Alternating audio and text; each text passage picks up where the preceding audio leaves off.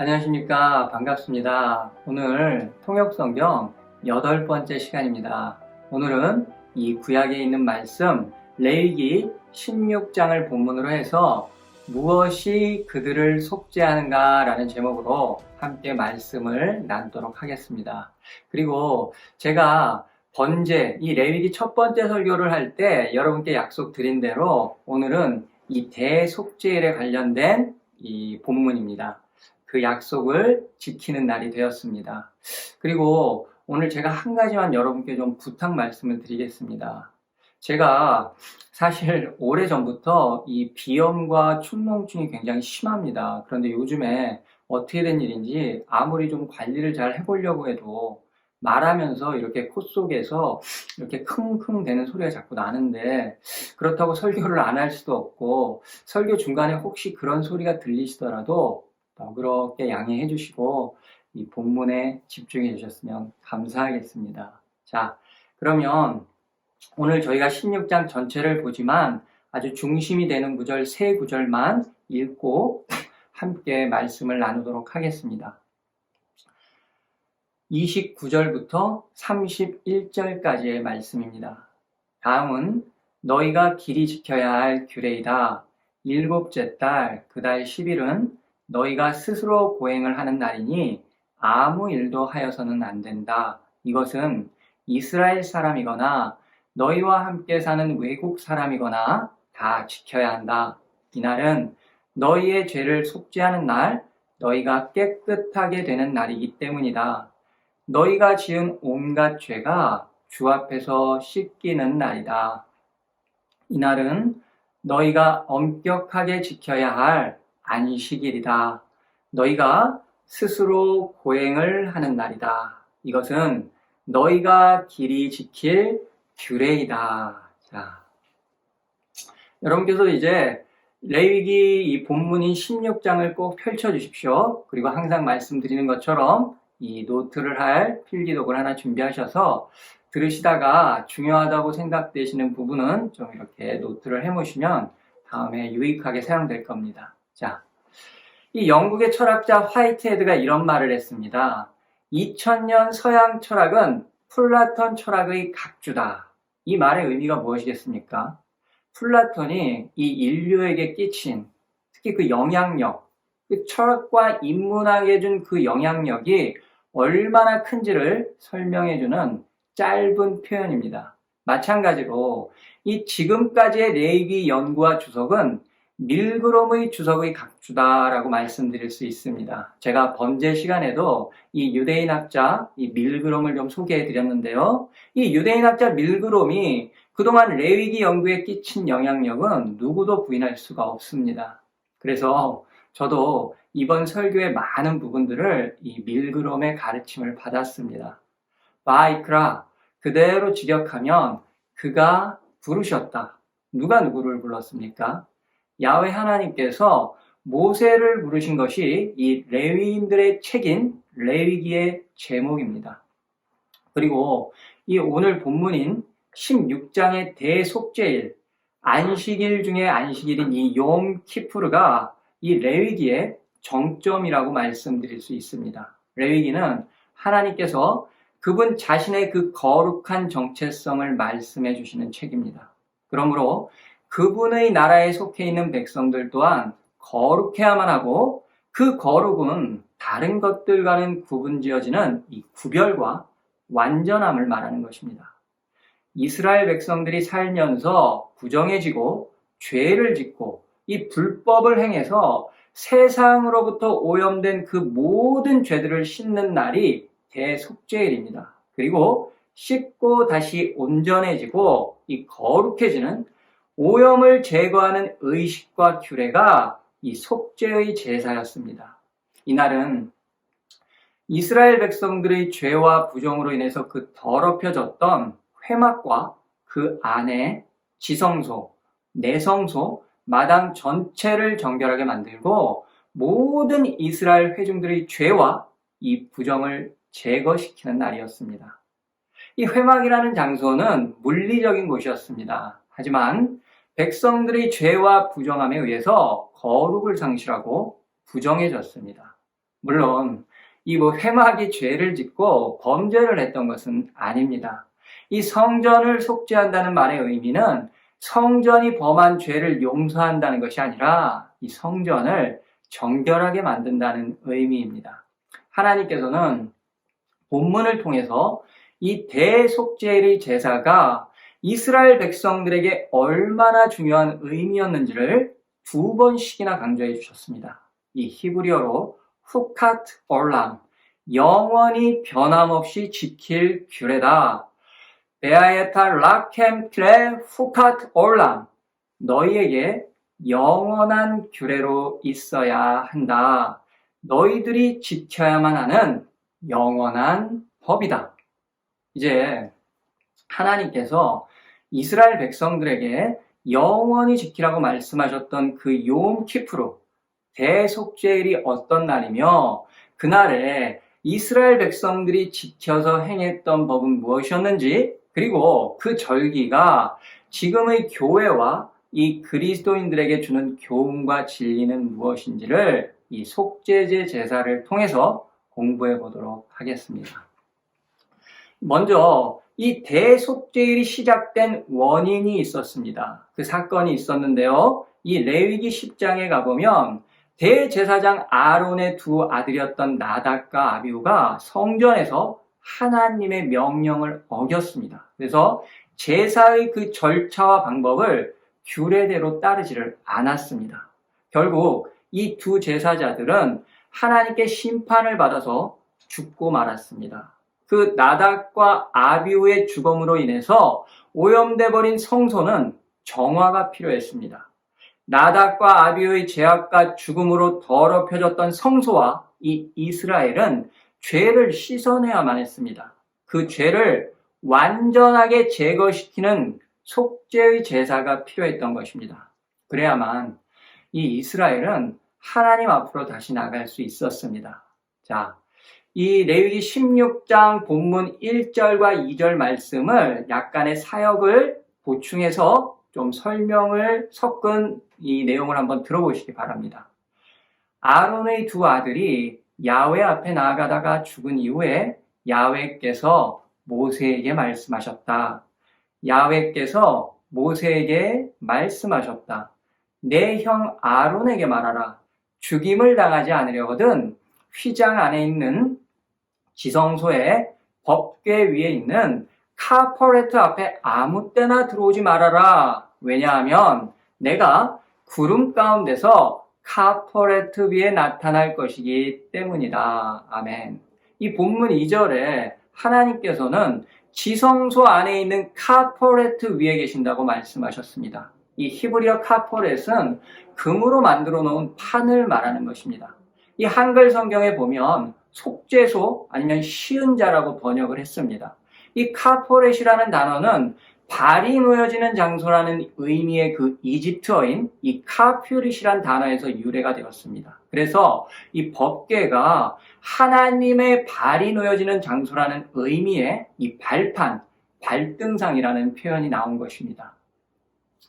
시편 132편 7절을 보면 우리가 그의 처소로 가서 그의 발등상에 경배하자. 이 역대상 28장 2절에도 나는 여호와의 언약궤와 우리 하나님의 발판을 위하여 쉴 집을 지을 마음이 있어. 자, 여기서 우리는 이 카퍼레트가 하나님의 임재를 상징하고 있는 어떠한 추상적인 장소라는 생각을 하게 됩니다. 하지만 이 유대인들의 사상 속에서 이 카퍼레트는 추상적인 하나님의 임재의 상징을 나타내주는 어떠한 장소가 아니었습니다. 그들은 실제로 이 카퍼레트 위에 우리 하나님께서 앉아 계셔서 좌정하셔서 그곳에 하나님의 발을 이렇게 놓고 계신다는 이 카퍼레트가 하나님의 발판이라고 생각을 했습니다. 절대 우리들이 생각하는 것처럼 추상적이고 어떤 상징화된 장소가 카퍼레트가 아니었습니다. 여러분께서도 잘 기억해 두시기 바랍니다. 이 추상적으로 상징화를 시켜서 생각하는 신학이나 신앙의 모든 개념들이 이 유대인들에게는 대부분이 이 실제적이고 행동이 요구되는 것들이었습니다. 그 중에서도 가장 중요한 한 가지를 한번 말씀드려보면 이 현대 기독교는 믿음을 굉장히 추상적으로 이 비가시적인 개인의 신앙으로 해석을 합니다. 하지만 유대인들에게 있어서 이 믿음은 전혀 추상적이지 않습니다. 행동이 따르는 결과가 믿음이었습니다. 누군가의 말이나 의견에 인식적인 동의를 하는 것이 믿음이 아니라 이 유대인들에게 있어서 믿음은 그 공동체 안으로 들어가는 것, 곧 공동체로의 귀속을 말하는 것이 이 믿음의 개념이었습니다. 그래서 그들이 믿는다는 표현을 할 때는 하나님의 공동체가 되었다는 것입니다. 그리고 그 공동체가 되기 위해서는 말을 통한 고백뿐만이 아니라 공동체가 되기 위한 구체적인 행동이 필요했다는 것입니다.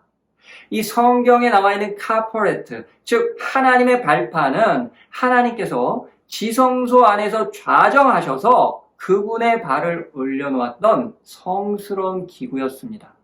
대제사장들은 성전이 세워졌던 그 초창기에는 지성소 안으로 언제나 자유롭게 출입할 수 있었습니다. 하지만 후대에 와서 이 지성소 안에 들어가는 횟수를 제한할 목적으로 1년에 한 번만 대속죄일에 들어갈 수 있는 규례가 제정된 것입니다. 이 대속죄일은 포로기 이전 시대에도 있었지만 이 포로 시대를 거치면서 그 형식과 규례가 이 당시 상황에 맞게 재해석이 됩니다. 그래서 변화가 많이 생겼습니다. 이 포로기 이후에 대속죄일의 의식이 더욱 중요해지고 더 엄격해졌다는 것입니다. 왜 그러겠습니까? 당연히 이 포로 생활을 하다 보니까 하나님의 말씀, 그분의 법에 의지를 할 수밖에 없는 것입니다. 하나님께 대한 이 종교적인 의식을 통해서 민족적인 회복을 소망했던 것입니다. 이 유대인들의 아주 중요한 율법서인 이 미시나에 보면 대제사장들은 성소에 들어가기 일주일 전부터 이 아내와의 잠자리를 하지 않았습니다. 그러니까 별거를 시작했습니다. 또 이 대속죄일이 되는 바로 전날에는 잠을 자지 않았습니다. 만약에 이 제사장이 잠을 자다가 꿈속에서 이 몽정을 하게 되면 부정해지게 됩니다. 그러면 제사를 집례할 수가 없게 되는 것입니다. 이처럼 이 유대인들의 한 해가 시작되었던 정월, 7월 10일 대속죄일은 1년 중에서 가장 중요하고 엄숙한 날로서 이스라엘 백성이 이 죄와 부정들을 씻어내고 다시 이 거룩한 삶을 시작하는 날이었습니다. 본문 이 16장 3절부터 10절까지에는 이 제사를 드리기 위한 준비 과정들이 자세하게 기록되어 있습니다. 자, 차례대로 한번 살펴보겠습니다. 먼저 이 제물로는 대제사장 아론과 그의 가족들, 그리고 이 레위인 제사장 가문 전체를 위해서 이 속죄 제물로 숫송아지 한 마리, 그리고 번제를 위해서 수량 한 마리를 준비합니다. 다음은 이 제사를 위해서 대제사장이 몸을 씻습니다. 이 유대인들의 사상에서 물로 씻는다는 것은 정결함을 상징해주는 의식이었습니다. 이 목욕 후에는 이 원래 입고 있었던 그 제사장의 화려한 의복을 벗습니다. 그리고 이 세마포로 만든 세마포 속바지, 세마포 속옷, 허리에는 세마포 띠를 차고요. 이 머리에는 세마포 관까지를 착용합니다. 대제사장이 이렇게 예식복으로 갈아입었었던 데는 이유가 몇 가지 있습니다. 그 첫 번째 이유는 천사에 대한 상징을 보여줍니다. 이 속죄일에 대제사장의 역할이 하늘 보좌의 그 천사와 같다고 보는 것입니다. 이 하나님 앞에 천사들이 서 있었던 것처럼 속죄일에 이 대제사장은 거룩한 모습으로 하나님 앞에 서게 된다는 것입니다. 이 두 번째 이유는 이 밀그럼이 설명한 대로 이 실용적인 측면을 말해줍니다. 이 제사장이 금과 은이 달려있는 그 화려한 고급 옷을 입는다면 재물을 도축하거나 그 도축한 재물에 피를 뿌리는 의식을 진행할 때 그 예복이 피투성이가 됩니다. 그리고 결정적으로 제사장의 예복은 이 활동하기가 굉장히 불편했다는 것입니다. 자, 세 번째 이유는 이 흰색의 세마포옷은 정결함과 겸손을 상징해 줍니다. 여기서 이 겸손의 의미가 굉장히 중요한 것입니다. 대제사장 자신과 이 백성들의 죄를 용서받고 성전의 부정함을 제거하기 위해서 드리는 그 속죄의 의식에서 집례하는 대제사장이 화려한 옷을 입는다는 것은 이 죄인된 모습에 어울리지 않는 것입니다.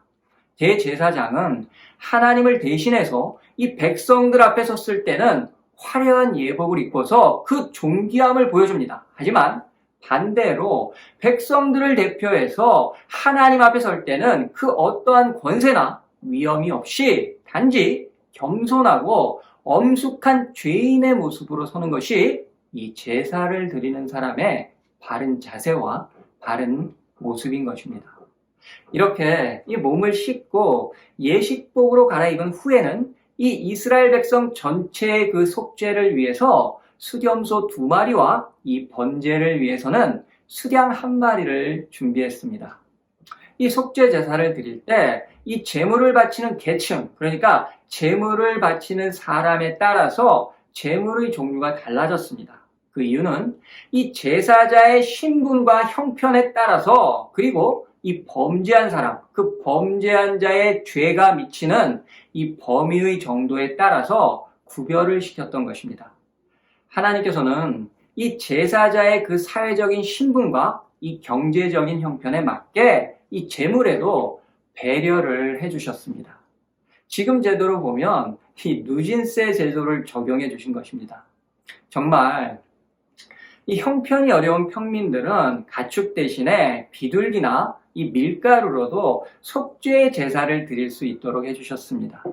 이 성소에서 봉사를 하는 대제사장은 당연히 이 백성들을 대표하니까 그들의 죄가 미치는 영향력도 일반 백성들과는 다른 것입니다. 또 이 개인들이 아니라 백성 전체를 가리키는 회중일 때도 당연히 이 죄의 영향력이 크기 때문에 이 제물이 숫송아지인 것입니다. 하지만 이 평상시의 제사가 아니었던 이 아주 특별했던 욤 키푸르 대속죄일의 제사에서는 이 회중들을 위해서는 수렴소 2마리가 또 속죄 제사의 제물로 사용되었습니다. 그리고 이 번제를 위해서는 수량 1마리가 사용되었습니다. 자, 이제 마지막 준비는 백성들의 그 속죄 제사를 위해서 이 2마리의 수량을 회막 눈앞에 세우고 나무 토막 주사위로 제비를 뽑습니다. 1마리는 하나님께 이 속죄 제사의 제물로 드리고 다른 1마리는 아자젤에게 보내기 위해서 산채로 대기를 시켜놓습니다. 여기까지가 이 속죄 제사를 드리는 준비 과정입니다. 아마 여기까지는 너무 어려운 게 없으셨을 겁니다. 자, 그러면 본문 이 11절부터 28절까지에는 이 제사를 드리는 광경이 아주 자세하게, 그러면서도 그 단어들이 히브리어들이 아주 역동적으로 기록되어 있습니다.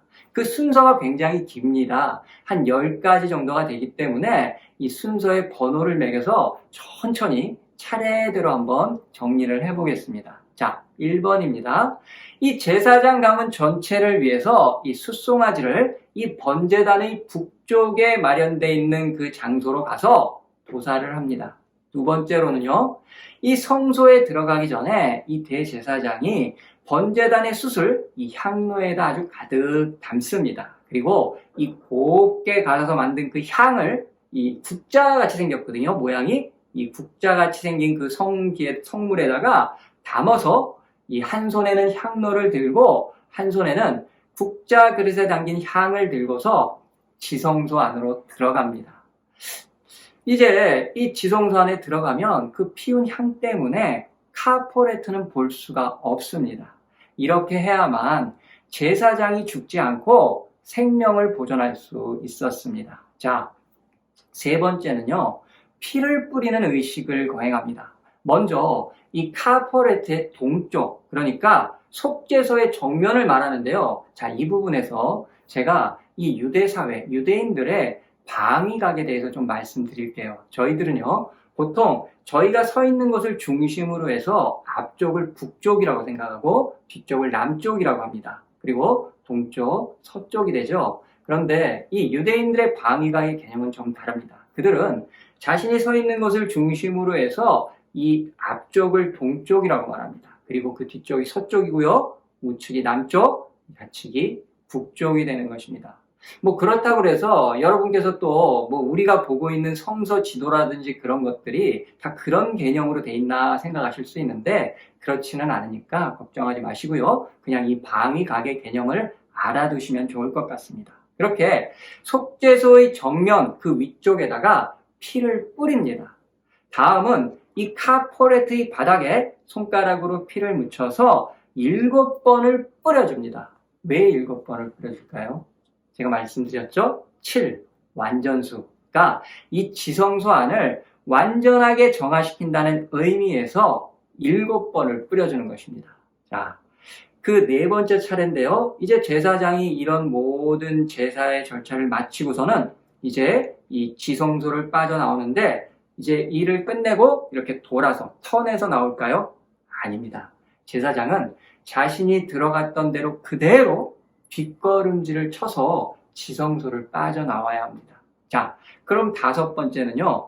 이 백성들을 위해서 준비했던 그 수렴소를 도살해서 그 피를 가지고 다시 지성소 안으로 들어갑니다. 들어가서는 이 숫송아지의 피를 뿌릴 때와 똑같은 방법으로 수렴소의 피를 뿌리고 다시 어떻게 나온다고요? 돌아서? 아니죠. 뒷걸음질을 쳐서 지성소를 빠져나옵니다. 자, 이제 6번째 차례인데요. 이번에는 내성소 안으로 가서 이 숫송아지의 피와 이 수렴소의 피를 같은 비율로 7번 뿌려주고 이번에 거기에는 향단이 있죠. 분향단이 있죠. 그 분향단이 내 귀퉁이에 이 뿔들이 달려 있어요. 그 뿔들에 이 피를 아주 고르게 발라줍니다. 이게 6번째 차례고요. 7번째로는 다음에는 이 회막의 마당에 있는 번제단으로 갑니다. 그래서 그 번제단에도 똑같이 피를 뿌려주고 또 그 번제단에 있는 그 네 뿔들에도 향단에 발랐던 것과 똑같이 이 피를 고르게 발라줍니다. 자, 이 여기까지의 제사의 절차를 통해서 이스라엘 백성들의 죄로 오염되었던 이 성소와 번제단을 깨끗하게 정화시키고 다시 거룩하게 만들었습니다. 자, 이제 8번째 차례인데요. 굉장히 중요한 시간이 됐습니다. 이제 이 대속죄일의 하이라이트라고 말씀드릴 수 있는 이 아자젤 의식의 순서입니다. 이 대제사장 아론은 준비된 염소의 머리에 붉은 실을 묶어 놓습니다. 이 아자젤 의식의 시작은 이렇게 시작을 합니다. 대제사장 아론이 염소의 머리에 2손을 얹어서 안수를 합니다. 그 이때의 안수는 이스라엘 백성들이 일반 속죄제를 드릴 때와는 그 형식과 의미가 완전히 다릅니다. 이 일반 속죄 제사에서 그 제물을 바치는 사람은 제물의 머리에 손을 얹어서 안수를 합니다. 그런데 여기서의 안수의 의미는 대속죄일의 그 죄의 전가와는 전혀 다른 의미입니다. 제가 번제 시간에 설명을 드렸지만 너무 중요한 부분이기 때문에 다시 한번 강조를 해서 설명을 드리도록 하겠습니다. 한 개인이 속죄 제사에서 제물의 머리에 손을 얹는 의미는 거룩한 제단 앞에서 하나님께 이 제물이 흠이 없고 진실된 자신의 소유인 것을 서약을 하는 것입니다. 또 이 제물의 원 소유주이신 하나님께 감사의 선물로 드린다는 상징적인 행위였습니다. 이 순간에 이 제사를 드리는 사람은 자신의 잘못을 고백하고 회개를 할 수는 있습니다. 하지만 자신의 죄를 그 제물의 머리에 전가시키는 행위는 절대로 할 수 없습니다. 만일 이 제사자의 죄가 제물의 머리로 전가된다면 그 제물은 하나님께 드려질 수 없는 부정한 제물이 되는 것입니다. 그것이 만일 상징일지라도 어떻게 하나님께 흠이 있는 그 부정한 짐승을 제물로 드릴 수 있겠습니까? 이 고대의 문화와 사상 속에서 이스라엘 사람들이 하나님께 제물을 드리고 이 감사와 속죄의 제사를 드리는 것은 자신의 죄를 이 짐승을 통해서 대속시키는 이 대속물의 개념이 아니었습니다. 이 고대의 제사는 하나님께 대한 감사를 표현하는 선물의 개념이었습니다. 고대 사람들은 신들에게 이 선물을 드려서 이 신과의 관계를 돈독하게 유지시키고 그 신을 통해서 건강과 부와 다산을 약속받았습니다. 물론 이 유대인들은 이방인들의 제사와는 그 근본 정신이 달랐습니다. 하지만 신에게 드려지는 제물의 의미인 이 선물의 개념은 같았다는 것입니다. 이스라엘은 고대 근동의 이 제사 문화라는 큰 틀 안에서 그들만의 독특한 이 여호와 하나님의 종교를 만들어 갔습니다. 하지만 대속죄 이래 대제사장이 이 수렴소의 머리에 두 손을 얹어서 안수를 하는 것은 이스라엘 백성들의 모든 불의와 죄를 고백하면서 그 제물에게 모든 죄들을 전가시키는 행위였습니다. 이 유대인들의 구전율법이었던 미시나에는 이 제사장이 안수를 할 때 낭독했던 기도문이 있습니다. 잘 들어보십시오. 오 여호와여, 당신의 백성 이스라엘의 집이 당신 앞에서 불법을 저지르고 범죄하여 죄를 지었나이다. 오 여호와여, 기도하오니 당신의 백성 이스라엘의 집이 당신 앞에서 저지르고 위반하며 지은 불법과 범죄와 죄를 당신의 종 모세의 토라에 이날에 너희를 위하여 너희의 모든 죄를 정결하게 하기 위해 속죄를 베풀리니 너희는 여호와 앞에서 정결하라고 기록된 대로 속죄하여 주옵소서. 대제사장이 이 기도문을 읽을 때 이 백성들은 하나님의 성호인 그 야훼를 듣는 순간에 무릎을 꿇습니다. 그리고 얼굴을 땅에다 완전히 대고 경배를 하면서 그 나라의 영광의 이름을 영원토록 찬양하세. 이렇게 이 제사장의 기도에 화답을 합니다. 그러면 이 제사장은 기도를 다 마치고 성소를 빠져나가면서 그 염소의 머리에 묶어두었던 그 붉은 실을 풀러서 이제는 성소의 문에 달아놓습니다. 자, 이제 9번째 차례입니다. 이 대제사장이 이 아자젤 염소를 이끌고 광야로 나갈 사람에게 가서 이 염소를 인계해 줍니다.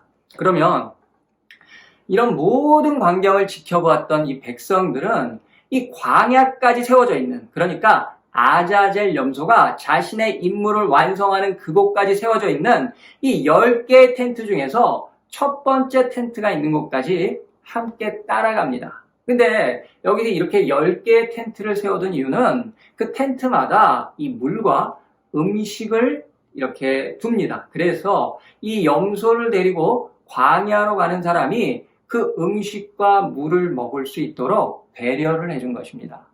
그리고 이 각 텐트마다는 사람들이 대기하고 있습니다. 그러니까 이 수신호를 이용하는 건데요. 그 인도를 해가는 사람이 광야의 목적지에 이르러서 이 염소를 절벽에서 밀어 떨어뜨리거나 아니면 광야에 풀어놓아서 그 임무가 완성되었다는 그 결과를 알려주는 것입니다. 그러면 10번째 텐트에 있던 사람이 이 깃발을 들어서 수신호를 해주면 9번째 텐트 이렇게 전달을 해서 이 성 안으로 아자젤 염소가 임무를 무사히 마쳤다는 그 소식을 전달해 주는 것입니다. 이게 옛날에 저희 나라도 이 각 도시마다 높은 산 위에 봉화대라는 게 있었습니다. 아시죠? 그 봉화대에 어떤 전쟁이라든지 아주 중요한 소식들을 알릴 때 불을 지펴서 연기를 지핍니다. 그러면 다른 성에서도 또 보고 거기서도 불을 지피고 그래서 도성으로 알려주거나 아니면 도성에서 시작해서 다른 지방에 알려주거나 이런 제도였습니다. 자, 아자젤 염소가 성공적으로 광야에 도착해서 죽게 되면 이 성소문에 달아놓았던 그 붉은색 실이 흰색으로 바뀌었다고 합니다. 제가 이 부분은 약간 미신적이기도 하고 약간 전설의 고향 같기도 해서 뭐라고 강연은 못 드리겠지만 하여튼 이런 내용들이 이 유대인들의 구전율법서인 미시나에 기록이 되어 있습니다. 알아두십시오. 자, 그런데 우리가 여기서 아주 중요하게 생각해 볼 문제가 하나 있습니다. 뭐냐? 이 성경에 보면 아자젤이라는 단어와 표현이 오직 저희가 지금 공부를 하고 있는 이 레위기 16장에만 나타납니다. 그래서 그 의미가 정확히 무엇인지를 알아야만 대속죄일 제사의 아주 중요한 한 부분이었던 이 아자젤 의식의 의미를 알 수 있습니다. 그런데 문제가 뭐냐? 이 성경은 아자젤의 의미에 대해서는 아무런 이야기를 하지 않는다는 것입니다. 그래서 언제나처럼 저희 통역성경은 이 성경 밖에 이 고대 문헌들을 통해서 이 아주 전통적으로 이 아자젤이 주는 그 의미 세 가지만을 공부해 보도록 하겠습니다. 이 문헌은 이 세 가지의 의미를 따로 떼어놓아서 각각 설명을 합니다. 하지만 이 세 가지의 의미가 하나로 통합이 된다면 아자젤 의식의 의미를 좀 더 잘 설명해 줄 수 있습니다. 그 첫 번째 의미는 이 아자젤을 이 속죄 염소를 내보냈던 광야의 어떠한 장소로 보는 것입니다. 여기에는 두 가지의 근거가 있습니다. 첫 번째 근거는 레위기 16장 22절에 보면 속죄 염소를 광야로 데리고 나가 접근하기 어려운 땅에 이르면 놓아 보내라 라는 말씀이 있습니다. 여기서 이 접근하기 어려운 땅, 이 불모지, 무인지경을 아자젤이라고 보는 것입니다. 이 유대인들은 광야로 추방된 염소를 죽이기 위해서 그 밀어뜨리는 절벽을 아자젤이라고 불렀습니다. 이 아랍어 아자주가 절벽을 의미합니다. 또 이 접근하기 어려운 땅은 히브리어로 에레츠 게자라, 이 문자적으로 보면 끊어진 땅을 말하는 것입니다. 이곳을 절벽 혹은 낭떠러지라고 유대인들이 해석을 했습니다. 이 두 번째 근거는 10절에 아자젤을 위하여 광야로 보낼지니라 라는 이 표현에서 이 구절을 문자적으로 한번 해석해 보면 레샬라우 오토 라 아자젤 함 미드바라, 염소를 아자젤 그 광야로 보내도록, 이 표현에서 이 아자젤은 정관사를 붙인 그 광야가 됩니다. 이 성경의 주석서와 같은 탈무드에서도 이 아자젤을 흉포하고 힘든 땅이라고 가르쳐 줍니다. 자, 두 번째 의미는 이 아자젤을 속죄 염소를 가리키는 표현으로 보는 것입니다. 이 염소를 뜻하는 히브리어 에즈와 이 보내다라는 동사 아잘이 결합이 되면 내어보내는 염소라는 의미가 만들어집니다. 즉, 이 염소가 백성들의 죄를 대신 지고서 떠나간다는 의미입니다. 이 70인령 성경에도 보면 떠나보내기 위한 염소라고 번역을 했습니다. 그리고 이 불가타 역에도 떠나는 암염소라고 해석을 했습니다. 자, 이 세 번째 의미 굉장히 중요합니다. 이 아자젤을 설명해주는 가장 결정적인 증거들을 가지고 있습니다. 그리고 이 고대와 유대인들의 문화와 사상과도 가장 잘 어울리는 해석입니다. 이 아자젤을 고대의 문화와 역사 속에서 이해하는 것입니다. 이 아자젤은 가나안 토속 종교에서 악령이나 이 귀신의 이름이었습니다. 이 수렴소를 이 사막을 지배하고 있는 아자젤에게 보내서 이스라엘의 모든 죄를 그 원인의 제공자에게 돌려보낸다는 전통적인 의식으로 행해졌다는 것입니다.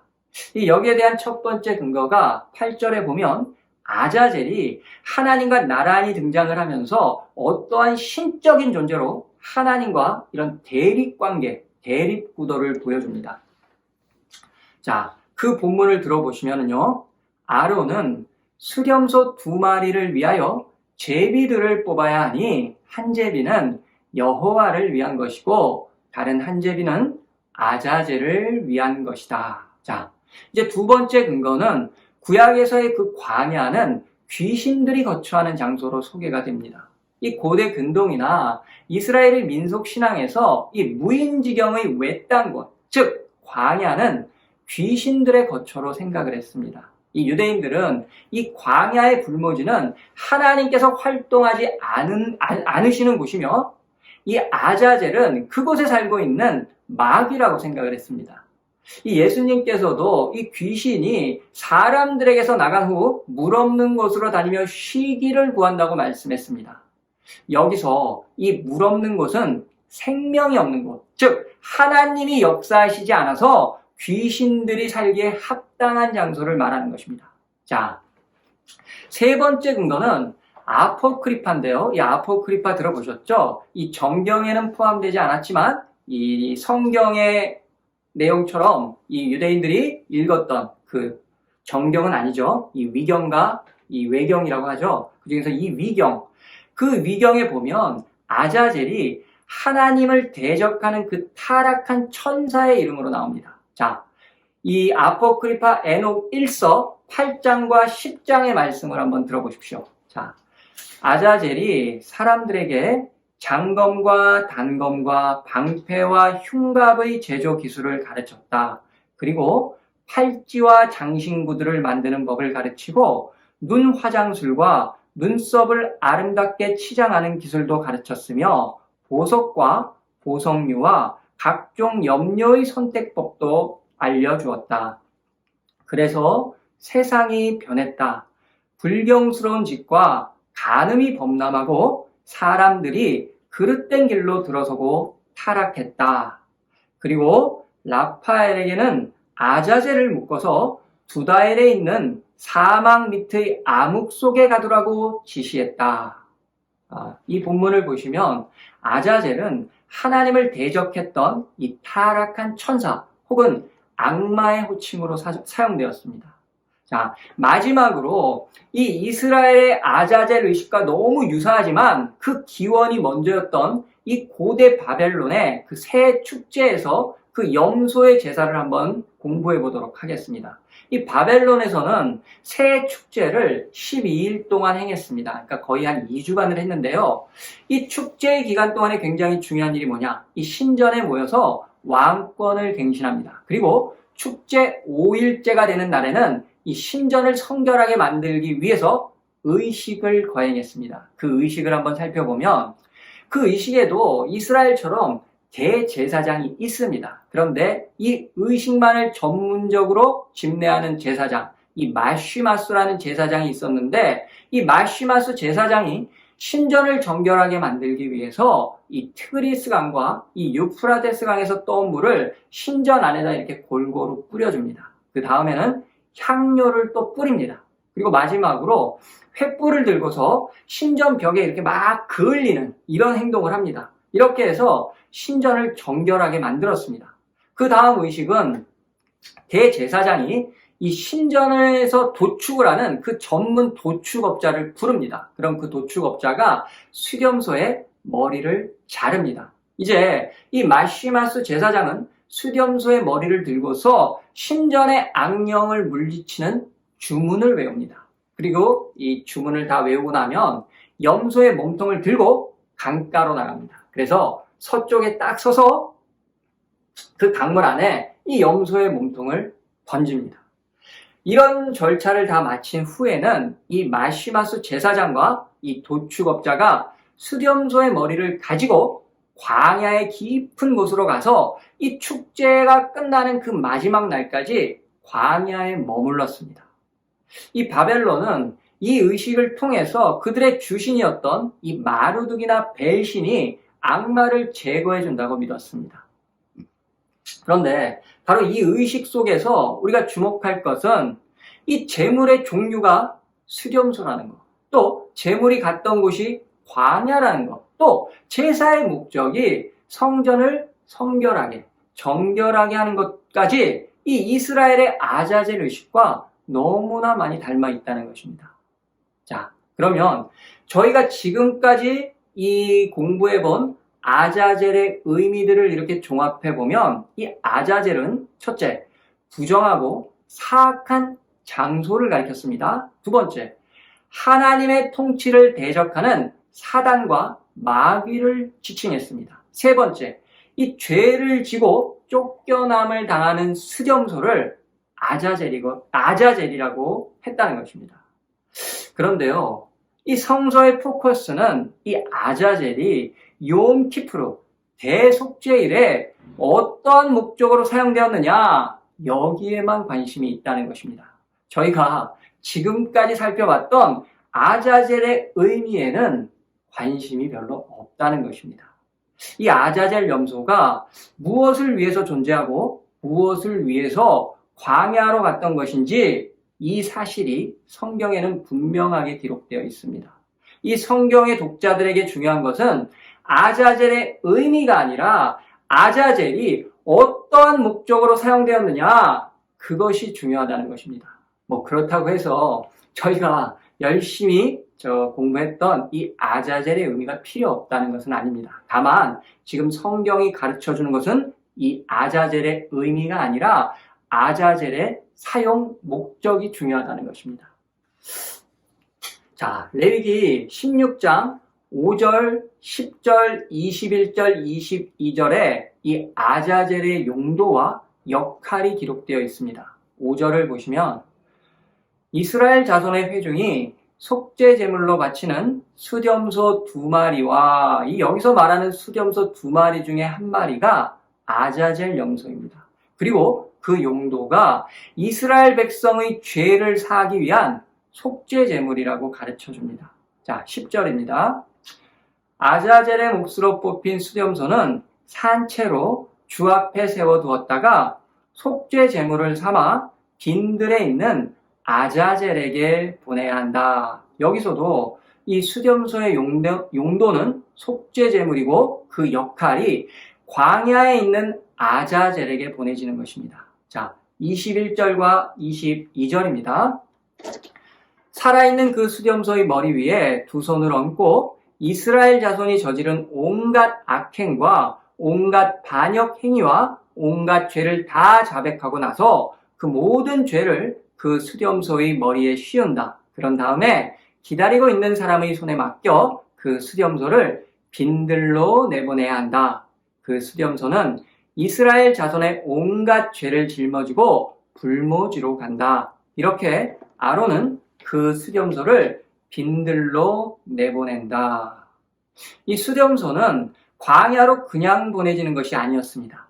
이스라엘 백성들의 모든 죄악을 떠맡고 그 죄를 수렴소가 짊어진 채 광야의 아자젤에게로 떠나가는 이 운반자 역할을 했던 것입니다. 이런 의식을 통해서 이스라엘은 이 공동체의 죄악을 완전하게 제거하고 모든 죄는 그 죄의 근원이었던 광야의 아자젤에게로 돌아가는 것입니다. 결국 성경이 중요하게 생각하는 것은 아자젤 염소가 이스라엘 백성들의 모든 죄악을 대신 짊어지는 이 속죄 제물의 목적으로 대속죄일에 사용되었다는 것입니다. 또 한 가지 중요한 것이 있는데요. 이 이스라엘 사람들은 이 죄가 이 외부적인 어떠한 힘에 의해서, 외부적인 어떠한 영향력에 의해서 자신들에게로 들어오는 것이라고 믿었습니다. 그렇기 때문에 이 죄, 자신들에게 들어온 이 죄를 쫓아내야지만 자신들이 다시 깨끗해진다고 생각을 했습니다. 바로 그 쫓아냄의 방법이 아자젤 염소의 의식이었습니다. 이 아자젤 의식은 본래는 이 야훼 종교, 하나님 종교의 산물은 아니었습니다. 하지만 하나님께서는 당시 근동에 널리 퍼져 있었던 이 민간신앙, 즉 제사 문화를 사용하셔서 이스라엘의 그 종교 문화로 만들어 주셨던 것입니다. 이 이스라엘 백성들은 염소를 통해서 자신들의 모든 죄가 그 아자젤이 살고 있는 무인지경의 광야로 옮겨지는 것을 모두 목격했습니다. 이때 자신들의 죄가 완전하게 제거되었다는 그 확신을 가지고 다시 하나님 앞으로 나아갈 수 있는 것입니다. 자, 여기까지가 아자젤 염소의 의식까지를 모두 마쳤습니다. 자, 이게 10번째 차례인데요. 10번째 차례는 대제사장 아론이 이제 세마포의 예식복을 벗습니다. 그리고 다시 깨끗하게 목욕을 한 후에 원래 그 제사장 의복으로 갈아입습니다. 또 수렴소를 데리고 광야로 나갔다 돌아온 사람도 옷을 벗고 몸을 씻은 후에는 성 안으로 들어올 수 있었습니다. 이제 대제사장 아론은 번제를 드려서 오늘의 제사를 완성시킵니다. 7월 10일 이 대속죄일 제사의 마지막 단계는 이 송아지와 염소의 가죽, 그리고 그 고기, 그리고 똥을 진영 밖으로 가지고 나가서 완전하게 태우는 것입니다. 이렇게 대속죄일의 모든 제사가 끝났습니다. 자, 이 굉장히 길었는데요. 여러분께서 혹시 생각이 나시지 않는다면 어떻게 하시면 되죠? 영상을 다시 보시면 됩니다. 자, 다시 우리는 오늘 본문인 그 레위기 29절부터 31절까지의 말씀 중에서 중요한 부분을 번역본으로, 몇 가지 번역본으로 한번 들어보겠습니다. 자, 히브리어 직역 성경입니다. 그것은 너희에게 영원한 규례로 있어야 한다. 새 번역입니다. 다음은 너희가 길이 지켜야 할 규례이다. 공동 번역입니다. 이것은 너희가 길이 지킬 규정이다. 자, 여기서 각 역본들이 말하고 있는 그 한 가지의 공통된 내용이 무엇입니까? 저희가 지금까지 공부를 했던 대속죄일 제사의 형식과 방법을 영원히 지켜야 한다는 것입니다. 더 중요한 것은 속죄일 제사의 그 참된 정신을 지켜내야만 한다는 것입니다. 그리고 이날은 스스로 고행을 하는 날, 스스로 괴롭게 하는 날, 금식을 하는 날이라고 성경이 가르쳐 줍니다. 속죄일에는 이스라엘 땅에 사는 누구라도 그가 이방인이건 본토인이건 아이, 어른, 종, 주인이건 간에 누구나 아무 일도 해서는 안 된다는 것입니다. 왜? 이날이 너희들의 죄를 속죄하는 날이고, 그래서 너희들이 깨끗해지는 날이고, 너희가 지었던 온갖 범죄와 악행들이 하나님 앞에서 정결하게 되는 날이기 때문이라는 것입니다. 그러므로 이날은 너희에게는 안식일 중에 안식일이고 엄격하게 지켜야만 하는 가장 중요한 절기라는 것입니다. 그리고 성경은 29절과 31절 사이에 두 번씩이나 강조해서 이렇게 말씀합니다. 이날에 너희는 스스로 고행을 하고 이 규례를 영원히 지켜야만 한다. 여기서 강조하고 있는 이 스스로 괴롭게 하는 것, 이 고행은 대속죄일에 이스라엘 백성들이 하지 말아야만 하는 그들의 법이며 금기사항들이었습니다. 그 내용을 살펴보면 먹고 마시는 일, 머리에 기름을 바르며 자신을 꾸미는 일, 샌들을 신고 먼 곳까지 이동을 하는 일, 목욕을 하는 일, 잔치를 벌이는 일, 옷을 갈아입는 것, 노동, 그리고 이 부부관계를 해서는 안 됐습니다. 잠을 잘 때에도 맨 땅에서만 자야 했습니다. 이렇게 스스로를 괴롭게 한다는 이 고행의 내용이나 범주가 당시 일반 백성들의 삶을 제한하는 것입니다. 이 유대인들의 그 매일의 평범한 일상들을 스탑시키는 것입니다. 대속죄일은 자신을 돌아보고 하나님 앞에서 근신하면서 회개하는 아주 엄숙한 날이었습니다. 본문을 통해서 대속죄일에 죄로 오염된 성전의 부정함을 깨끗하게 정화시키고 이스라엘 백성들의 모든 죄악을 제거시키는 제사의 규례를 영원히 지켜야만 한다는 사실과 이스라엘 백성들의 최고 목표이자 가치였던 그 거룩을 회복하고 지켜내야만 한다는 진리를 배웠습니다. 하지만 이것이 다가 아니었습니다. 이스라엘 백성들이 거룩을 회복하기 위해서는 이 핏부림의 제사와 아자젤 염소의 의식만으로는 그 거룩은 완성될 수 없었습니다.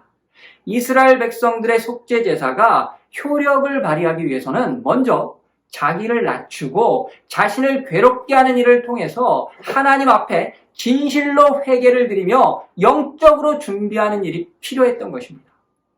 자신의 영적인 준비가 없는 이 속죄일과 제사는 아무런 의미가 없는 형식적인 의식이 될 뿐입니다.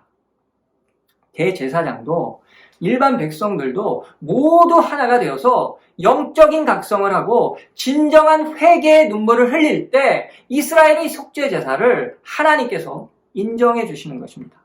그래서 본문은 두 번씩이나 너희가 지킬 영원한 규례라는 그 명령 안에 스스로를 괴롭게 하는 고행과 회개, 즉 이 영적인 준비를 거룩함의 절대적인 조건으로 강조하고 요구했던 것입니다. 이스라엘은 그들의 영적 시간표 가운데 대속죄일을 반드시 지켜야만 했습니다.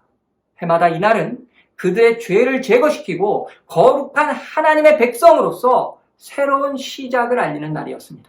하지만 제사의 의식만을 가지고는 속죄를 이룰 수 없었습니다. 이 속죄와 함께 거룩에 합당한 마음의 준비가 죄의 제거에 반드시 선행되어야만 했던 것입니다.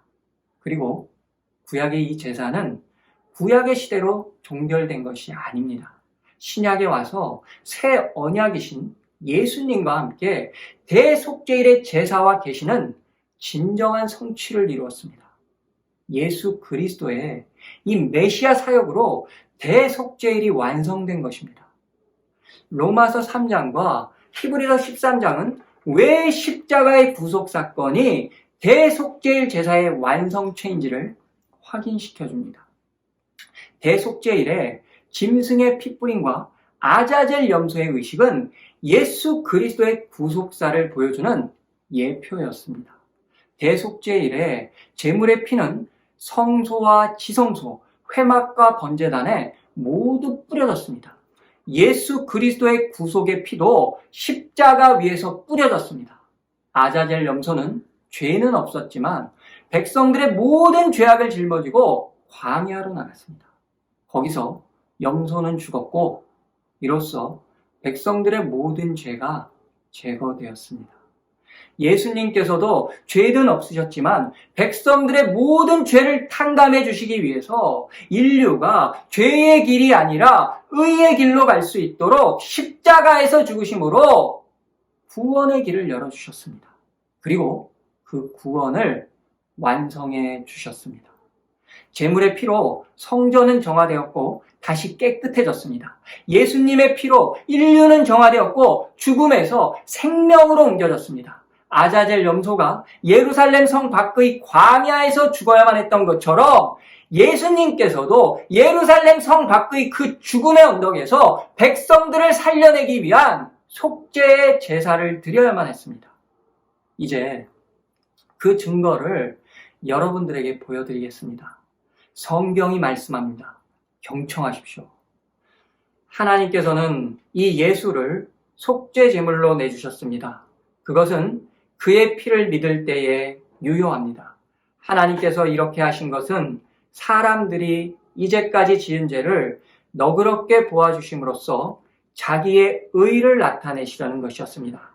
유대교의 제사의식에서 대제사장은 속죄 제물로 드리려고 짐승의 피를 지성소에 가지고 들어가고 그 몸은 진영 밖에서 태워버립니다. 그러므로 예수께서도 자기의 피로 백성을 거룩하게 하시려고 성문 밖에서 고난을 받으셨습니다. 그는 염소나 송아지의 피로서가 아니라 자기의 피로서 우리에게 영원한 구원을 이루셨습니다. 율법에 따르면 거의 모든 것이 피로 깨끗해집니다. 그리고 피를 흘림이 없이는 죄를 사함이 이루어지지 않습니다. 대제사장은 해마다 짐승의 피를 가지고 성소에 들어가지만 그리스도께서는 그 몸을 여러 번 바치실 필요가 없습니다.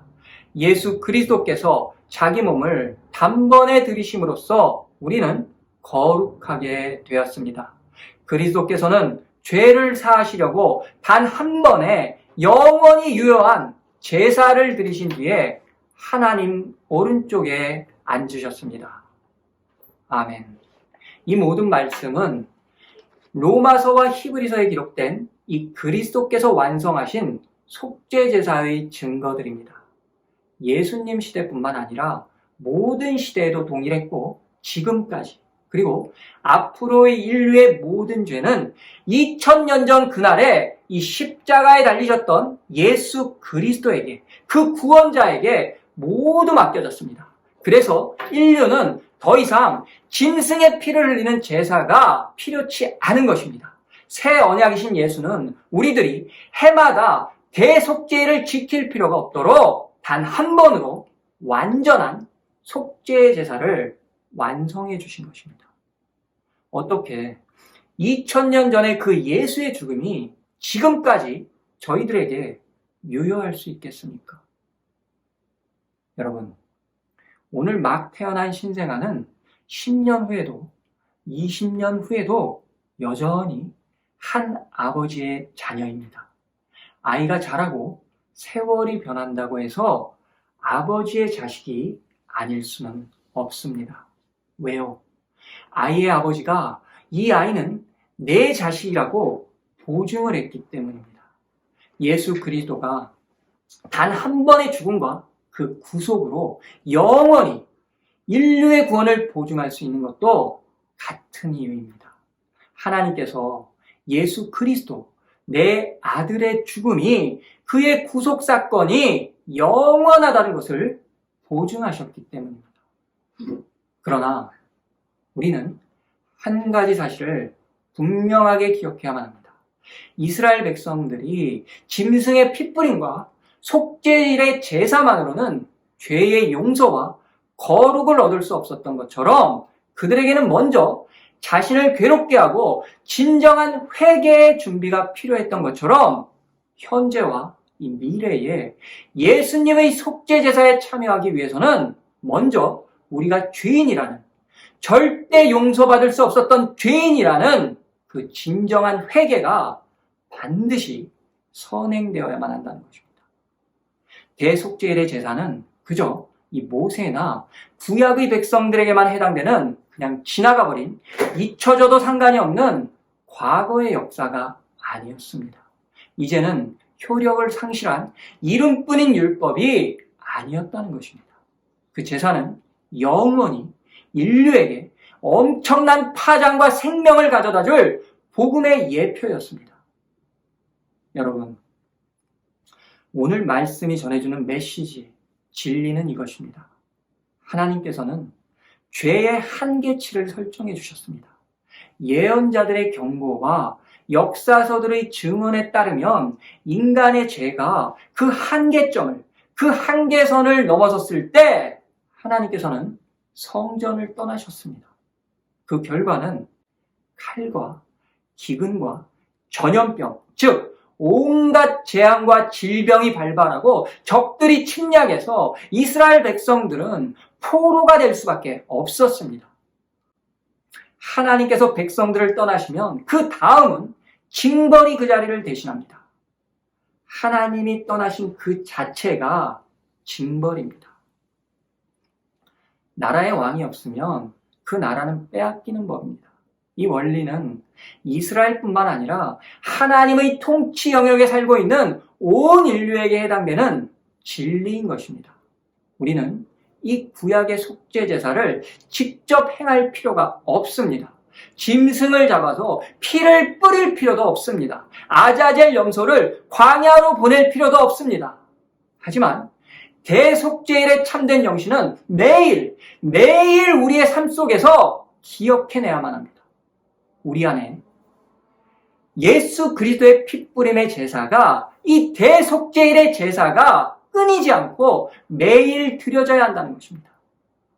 이스라엘이 회개하지 않는다면, 스스로를 하나님 앞에서 겸비하고 낮아지지 않는다면 그들의 삶의 최종 목표인 거룩과 구원은 이룰 수 없습니다. 이 진리는 지금의 우리에게도, 그리고 그리스도의 속죄 제사에 참여할 미래의 모든 인류에게도 동일하게 적용되는 절대적인 요구 조건인 것입니다. 부디 저와 여러분 모두 이 진리를 잊지 말고 꼭 기억하셔서 예수 그리스도께서 이루어 주신 그 속죄와 구원의 제사에 참여할 수 있기를 간절히 소망합니다. 감사합니다.